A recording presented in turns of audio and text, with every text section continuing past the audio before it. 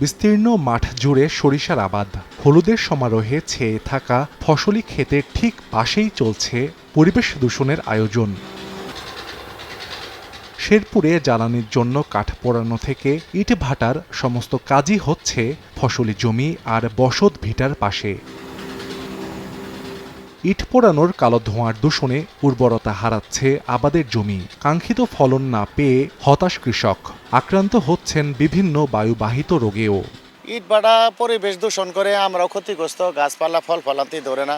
বায়ু দূষকের জন্য সরকারে ভাঙছিল, ভাঙার পর এটা আবার পুনরায় শুরু করছে আবার। আর লাকড়ি বাদ দিয়ে এখন কয়লা তো আর অনেক ব্যাপক ক্ষতি, পরিবেশের অনেক ক্ষতি হয়। প্রশাসনের নাগের ডোগায় তো কারণ দেখতে আছে এত একটা হাইওয়ে রোডের সামনে এগুলো চলতেছে, প্রশাসন অবশ্যই নজরে না আনলে তো এটা আমরা কিছু করতে পারব। গত বছর ৩২টি অবৈধ ইটভাটার চিমনি ভেঙে দিয়েছিল স্থানীয় প্রশাসন। এবারও দেয়া হয়েছে নোটিশ, অব্যাহত রয়েছে অভিযান।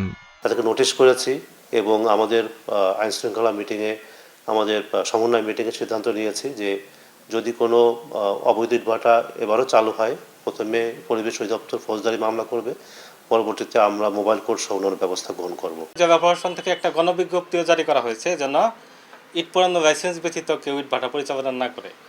এই নির্দেশনা অমান্য করে যদি কেউ ইট ভাটা পরিচালনা করে তাহলে আমাদের আইন অনুযায়ী আমাদের গত বছর যেভাবে ব্যবস্থা নেওয়া হয়েছে সেই ব্যবস্থাই নেওয়া হবে। জেলায় মোট ৫৭টি ইটভাটার মধ্যে সবকটি অবৈধ।